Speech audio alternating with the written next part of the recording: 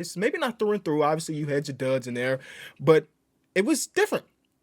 There was a lot of skepticism coming into this All-Star weekend for multiple reasons, right? The dunk contest has been pretty mediocre for about a decade or so. Shout out to Mac McClung. Mac McClung has been giving us heaters over the last couple seasons, but as a whole, the dunk contest had been pretty trash.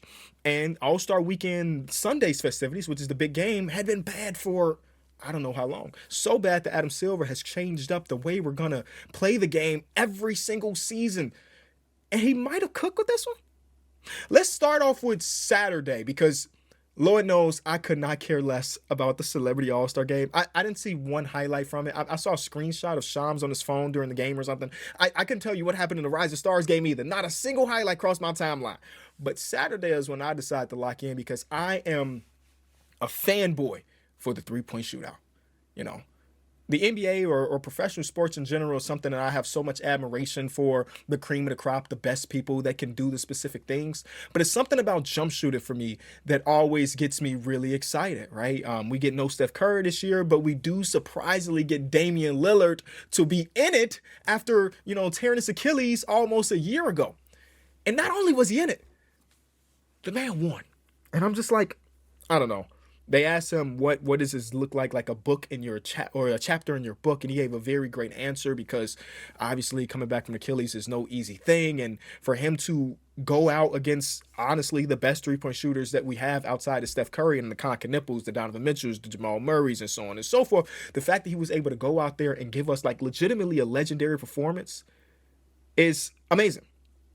I kind of understand why my boy D Mills be really riding for Damian Lillard, man. And though I love Dame Lillard, I don't love him as much as Derek, but maybe I'm starting to turn that leaf because it was such an inspirational story for him to come out there and perform to that capability. And he was pretty candid in that interview where he talked about, hitting the league office and saying, hey, even though I haven't played this season, if you need me, I'm here. I love NBA Saturday, and he kind of wanted to be one of the few people to get that three championships from three-point shootout.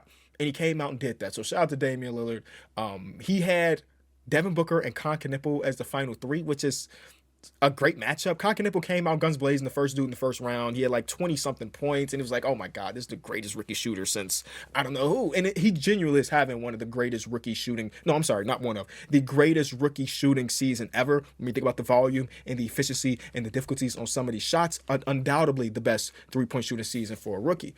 And I'm like, man, not even just take away that rookie thing. He get into that three-point shootout. Like, oh, should he be a favorite all of a sudden? Second round wasn't as great as the first one, but it was pretty cool to see a rookie on that stage against, again, legendary three-point shooters and for him to hold his own. Devin Booker became a topic of conversation because Devin Booker, you look at the percentages of D-Book throughout his career. He's been a 35% three-point shooter, 31% three-point shooter, 32% three-point shooter.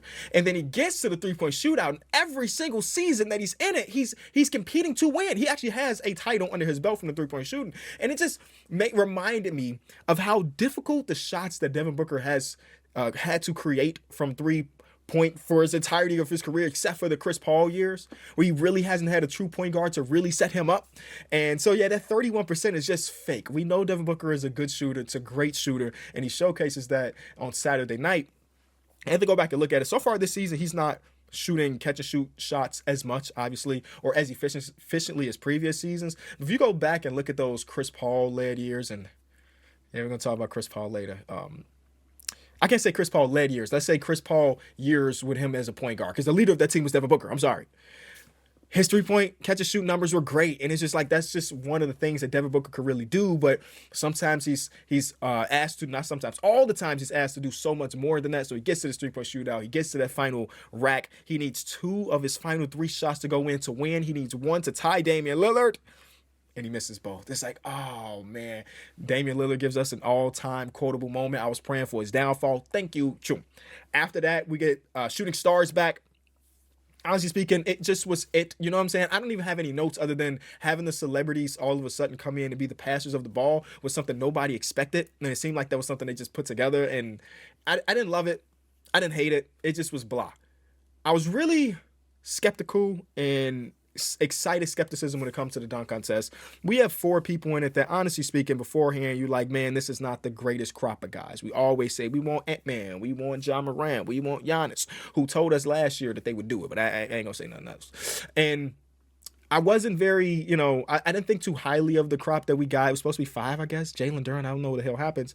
And then my boy Pierre said something that was pretty eye-opening to me and kind of changed my perspective. And I went into it a little bit more open-minded, where I kind of had the point that, like, man, the 4 guys that we have, none of them have really shown us anything for us to be excited about them being in the dunk contest. And Pierre said, what if this is the start? You know what I mean? Mac McClung had to start before he was the greatest dunker in G League and NBA history, if you want to call him that. He had to have his first one. And I'm trying to think about it. When Mac McClung jumped into the scene in the dunk contest, I don't know how many people was like, yep, he's about to save it. So he's like, give these guys a chance. And I gave it a chance. It still was very good. But it was better than I anticipated. You got the funny moments where they're talking to Vince Carter and it costs you a championship. Keyshawn Johnson came in and he was a showman, which is pretty cool. It gives us a legendary meme moment of Jackson Hayes on his first dunk, just dunking the ball. Not a windmill, not a between the legs, no nothing. Literally a dunk. I was gonna say that I could do, but let me not front my move. But so it gave us a couple good moments, and even if the final itself wasn't too great because we had the shot clock or the missed dunks or whatever, I think overall it was fine. And then we get to Sunday. Or maybe the better conversation before we can get to Sunday is about how little fans was in the arenas for these things, for Rising Stars, for celebrities, from NBA Saturday, and of course Sunday. I've seen a bunch of pictures from media people that's like, hey, where is everyone? And as somebody that was there in the city, I kind of understand it. I saw people of the recent smaller markets, the Utahs of the world, the Indianas of the world saying, hey, this is what ours looked like when we were doing Rising Stars. Adam Silver, maybe we shouldn't cut out on the small market. And I kind of feel that because when I was in Los Angeles, again, I didn't go to any of the festivities. We were credentialed up, but we decided to do other things and kind of watch it together versus being in the arena, which I don't regret whatsoever. LA is such a larger than life city that it did not feel like All-Star weekend was there.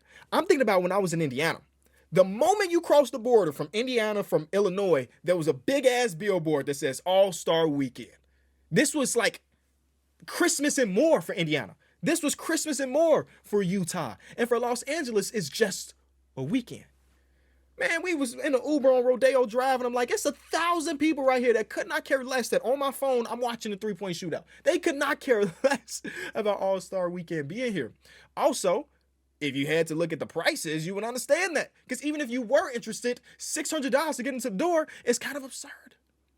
And that was like 300 level, up in the tops. So it wasn't great. And I made that tweet and talking about how little fans there were in the crowd. And a few Clippers fans hit me like, Kenny, what you boo, boo, boo, like feeling offended by the fact that the Clipper Intuit Dome didn't sell out for All-Star Weekend. That is not a diss on the Clippers fans. That's a diss on the NBA for making the game something that the average NBA fan can't be a part of, The Wall was great for the All-Star game. We're going to talk about the All-Star game after we take a break in a second. The Wall was great for the All-Star game. But so many empty seats. And the fact that Adam Silver and company said that, hey, we're going to have a bunch of influencers in there, make me think that all of the seats that were filled were those influencers. So I don't know, Adam Silver. You may have cooked for the game, which we're going to talk about, but we got to make it more accessible for the average NBA fan. Hit subscribe for more news, highlights, and analysis from the NBA on NBC.